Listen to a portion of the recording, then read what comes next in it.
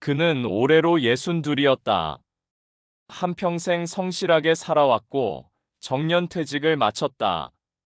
퇴직식 날 회사 동료들은 축하와 아쉬움이 섞인 박수를 보냈고 그는 마지막으로 사무실을 돌아보며 깊은 숨을 내쉬었다.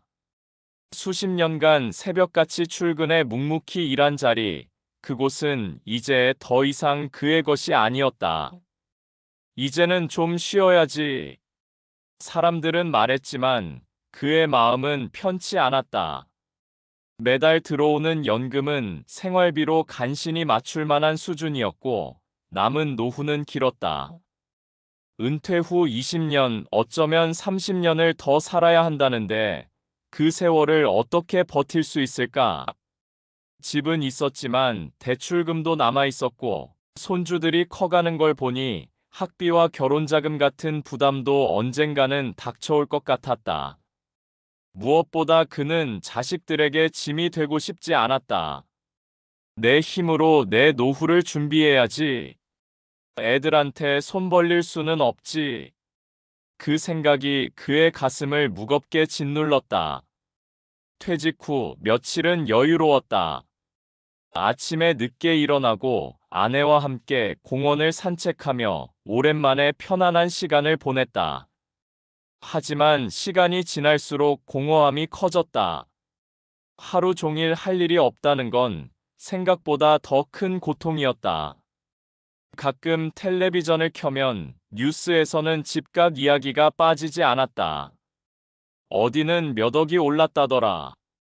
투자만 잘했어도 노후는 문제 없다더라. 그는 무심코 리모컨을 내려놓았다.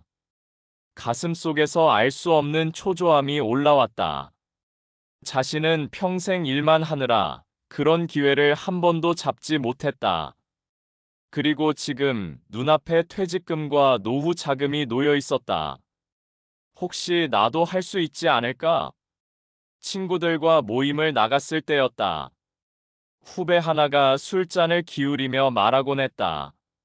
선배님, 요즘 부동산만큼 확실한 건 없습니다. 은행에 넣어봤자 이자도 얼마 안 돼요. 차라리 대출 좀 끼고 집을 사두면 나중에 값이 2배, 3배는 오릅니다. 그 말이 그의 귓가를 파고들었다. 돌아오는 길, 그는 창밖에 스쳐가는 아파트 단지들을 바라보았다. 밤에도 불빛이 가득한 고층 건물들이 마치 다른 세계처럼 느껴졌다. 저기 하나만 내 것이었더라면 그 순간 그의 가슴은 묘하게 두근거렸다. 집에 돌아오자 아내가 거실에서 TV를 보고 있었다. 그는 잠시 머뭇거리다가 조심스럽게 말을 꺼냈다. 여보, 있잖아. 나도 부동산 한번 해보면 어떨까 해. 이번 한 번만 제대로 잡으면 우리 노후가 달라질 수 있을 거야. 아내는 놀란 표정으로 그를 바라보다가 한참을 침묵했다. 평생 무리하지 않고 살던 남편이었기에 그 말은 쉽게 믿기지 않았다. 그러나 남편의 눈빛은 진지했고 어쩌면 마지막으로 남은 기회라는 듯 간절해 보였다. 정말 괜찮을까? 아내는 걱정을 하는 눈치였다. 그는 자신 있게 말했다. 괜찮아. 내가 다 알아봤어. 이번이 우리 인생의 전환점이 될 거야. 그 한마디에 아내는 조용히 고개를 끄덕였다. 남편을 믿기로 한 것이다. 그러나 그 신뢰가 훗날 가장 큰 비극으로 돌아오게 되리라는 사실을 그때는 아무도 알지 못했다. 퇴직금과 평생 아껴 모아둔 노후 자금을 손에 쥐자 그의 마음은 묘하게 불안해졌다. 통장에 찍힌 숫자는 분명 적지 않았다. 그러나 그 돈이 앞으로의 긴 세월을 지탱하기에 충분할까? 20년, 아니 30년은 더 살아야 한다는데 이 돈으로 과연 버틸 수 있을까? 그가 고민을 깊게 할수록 주변에서 들려오는 목소리가 점점 더 크게 다가왔다. 형님, 요즘은 부동산 아니면 돈 굴릴 데가 없어요. 은행에 넣어봤자 이자 몇 푼 안 됩니다. 빚 조금 내도 집값이 다 올려준다니까요. 술자리, 친목 모임, 심지어 공원에서 만난 이웃의 대화에서도 같은 이야기가 반복됐다. 마치 세상이 온통 그를 향해 속삭이는 듯했다. 지금 아니면 늦습니다. 기회를 잡아야 노후가 달라져요. 그는 밤마다 침대에 누워 곱씹었다. 맞아, 연금만으로는 부족해. 손주들 학비라도 보태려면 나도 뭔가 해야 해. 평생 일만 하다 끝낼 수는 없잖아. 그 생각이 점점 그의 마음을 잠식해갔다. 신문을 펼치면 부동산 관련 기사가 빠지지 않았고, 텔레비전에서도 아파트 가격 상승이라는 자막이 번쩍였다. 인터넷과 유튜브에는 지금이 기회다라는 전문가들의 영상이 쏟아졌다. 그는 무의식적으로 클릭을 멈추지 못했다. 밤이 깊어갈수록 머릿속에는 부동산 두 글자만 맴돌았다. 며칠을 그렇게 고민한 끝에 그는 결국 아내에게 조심스럽게 말을 꺼냈다. 여보, 나도 이번 한번 해보면 어떨까 해. 퇴직금이랑 저축한 돈을 그냥 묵혀두는 건 아까워. 이번만 제대로 하면 우리 노후가 달라질 거야. 아내는 놀란 눈빛으로 그를 바라봤다. 평생 무리하지 않고 안전한 길만 걸어온 사람이었기에 그 말은 쉽게 와닿지 않았다. 여보, 괜찮을까요? 괜히 고생해서 모은 돈을 잃는 건 아닐지. 그녀의 목소리에는 걱정과 두려움이 묻어 있었다. 그는 자신 있게 고개를 끄덕였다. 걱정하지 마. 내가 다 알아봤어. 요즘 같은 세상엔 은행에 돈 묶어두는 게 바보짓이래. 이번만 잘하면 우리도 남들처럼 편하게 살 수 있어. 아내는 한참 동안 말이 없었다. 그의 눈빛은 간절했고 마치 마지막으로 남은 기회를 꼭 잡아야 한다는 듯 흔들리지 않았다. 오랜 세월 함께 살아오며 그를 믿어왔던 아내는 결국 천천히 고개를 끄덕였다. 당신이 그렇게 말한다면 믿을게요. 그 순간 그의 가슴은 오랜만에 희망으로 뛰었다. 마치 새로운 세상이 열리는 듯한 설렘이 찾아왔다. 그는 결심했다. 이제 다시는 주저하지 않으리라. 그러나 그날의 그 결심, 아내가 보여준 그 신뢰 가훈 날, 두 사람의 삶에 가장 큰 상처가 되어 돌아올 줄은 그때는 아무도 알지 못했다. 첫 투자는 믿기지 않을 만큼 순조로웠다. 그가 손에 넣은 분양권은 불과 몇 달 만에 수천만 원의 웃돈이 붙었다. 부동산 중개업자는 미소를 감추지 못하며 말했다. 축하드립니다, 선생님. 역시 타이밍이 좋으셨네요. 이 정도면 대박이죠. 그는 떨리는 손으로 계약서를 받아들고 통장에 찍힌 숫자를 몇 번이고 확인했다. 진짜였다. 평생 성실하게 일해서도 모으기 어려운 돈이 단 몇 개월 만에 그의 손에 들어온 것이다. 그 순간 그의 가슴은 오래 묵혀있던 응어리가 풀리듯 벅차올랐다. 집에 돌아오자 그는 환한 얼굴로 아내를 불렀다. 여보, 이거 봐. 우리도 이제 남들처럼 살 수 있겠어. 통장을 내민 그의 목소리는 흥분으로 떨리고 있었다. 아내는 처음엔 믿지 못했다.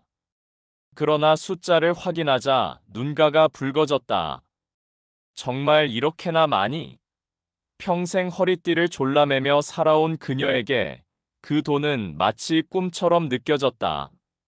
마트에서 물건 하나 살 때도 가격표를 2번 확인하고 외식은 특별한 날에만 겨우 하던 세월이었다. 그 고단한 날들이 눈앞에 주마등처럼 스쳐갔다. 아내는 천천히 미소를 지었다. 여보, 이제 우리도 조금은 숨을 고를 수 있겠네요. 그 미소는 지난 수십 년 동안 한 번도 본 적 없는 진심 어린 안도의 표정이었다. 그날 저녁 부부는 오랜만에 식탁에 고기를 올렸다. 잔을 부딪히며 그는 속으로 다짐했다. 그래, 이제야 나도 사람답게 사는구나. 우리도 충분히 누릴 자격이 있잖아. 그는 확신했다. 이제 나도 성공할 수 있다. 남은 인생, 편히 살 수 있다. 마치 오랜 세월 자신을 짓눌렀던 무거운 돌덩이가 한순간에 치워진 듯했다. 퇴직 이후 느끼던 불안과 공허는 흔적도 없이 사라졌다. 대신 가슴을 가득 채운 건 앞으로 펼쳐질 새로운 삶에 대한 기대였다.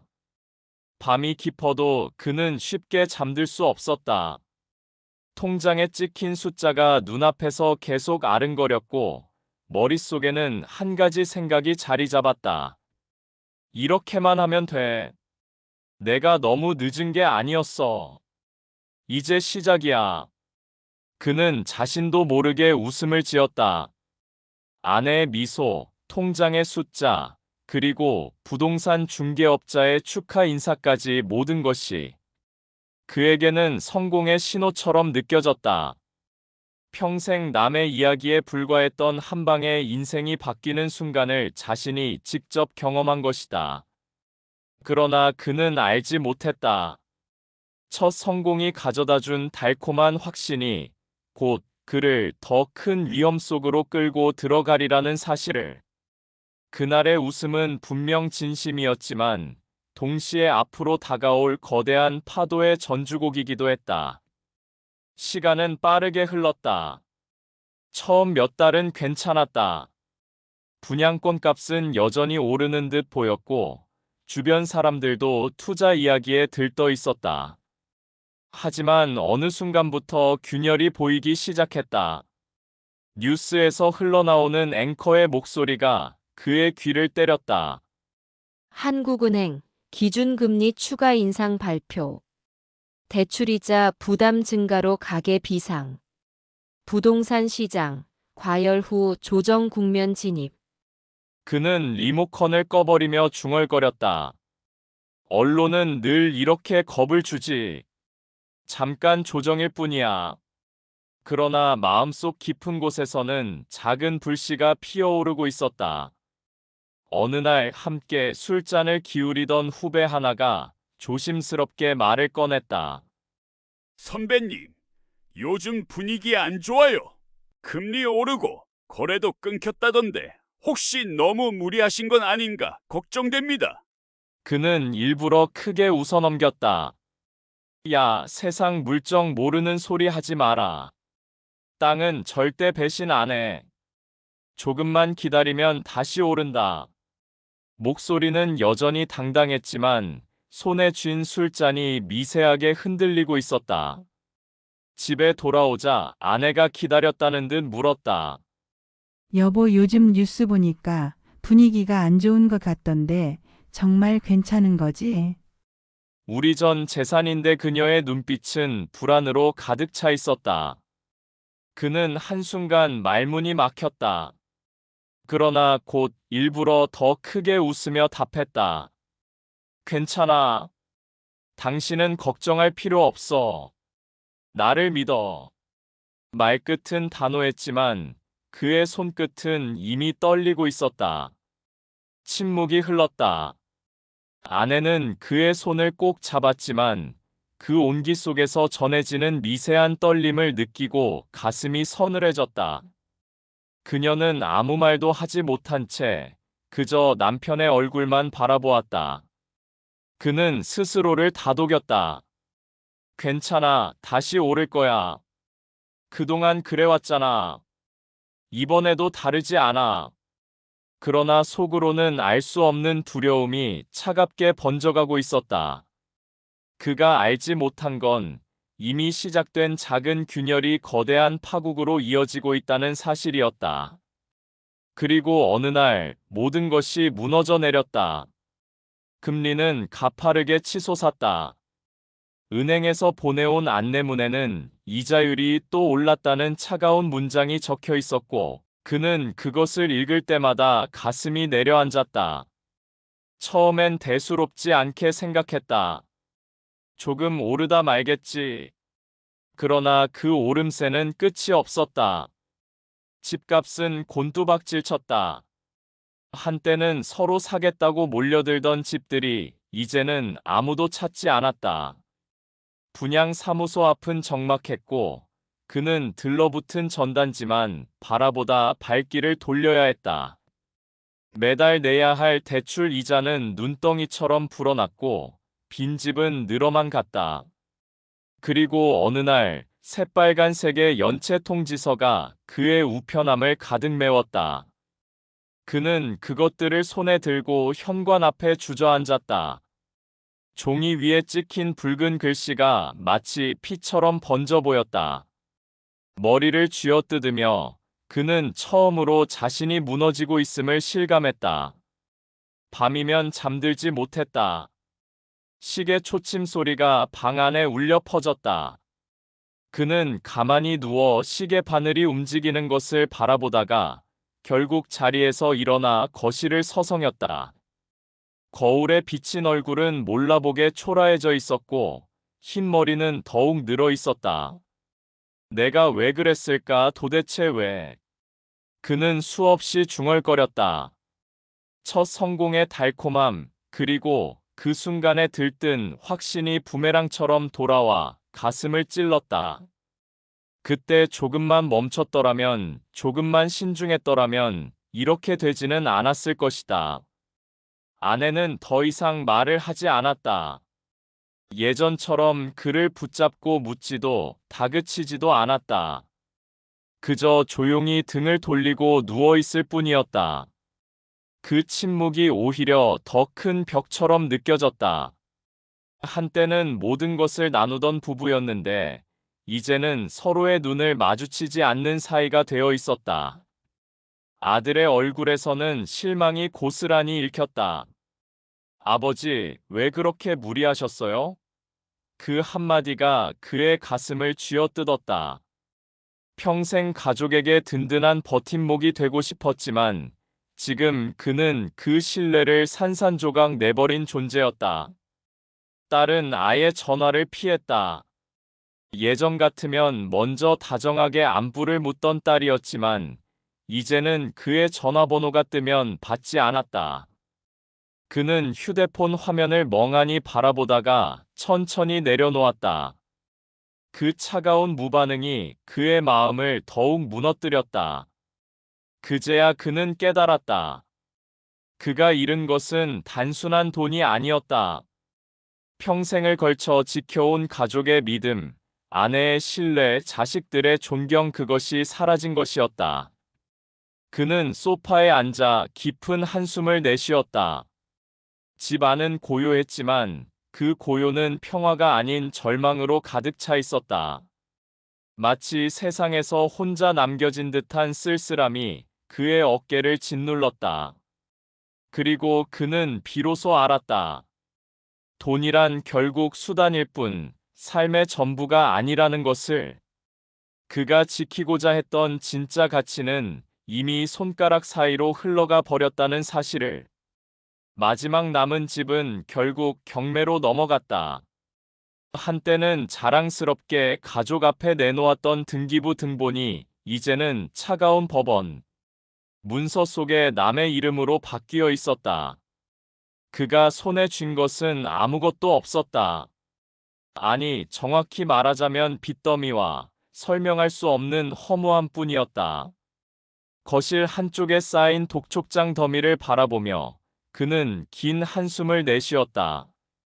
가족을 위해 시작했던 일이었는데 그 끝은 가족에게 짐이 되는 길이었다.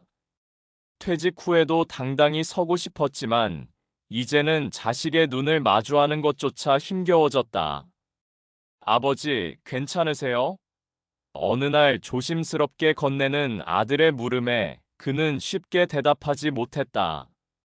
괜찮다고 말하고 싶었지만 그 말이 거짓이라는 걸 너무도 잘 알고 있었다.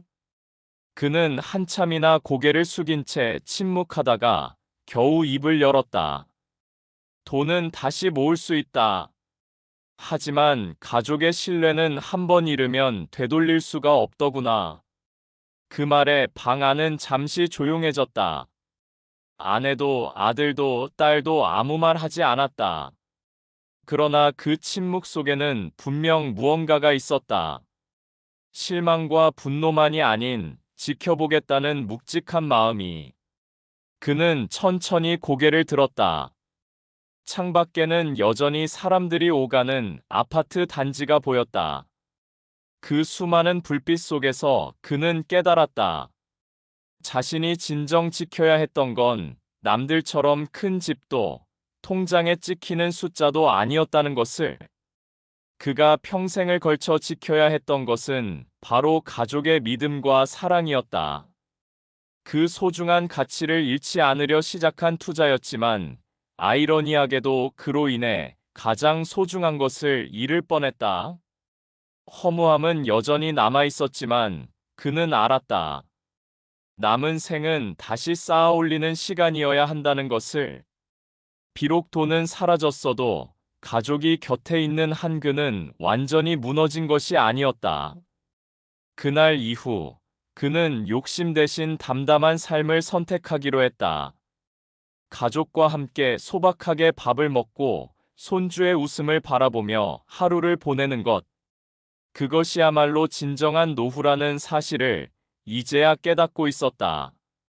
이 이야기는 단순한 실패담이 아닙니다. 한 남자의 무너짐을 보여주기 위한 기록이 아니라 우리 모두가 맞이하게 될 노후의 거울일지도 모릅니다.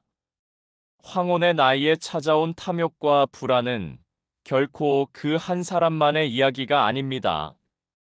더 오래 살수록 더 많은 돈이 필요하다는 두려움은 누구에게나 스며듭니다.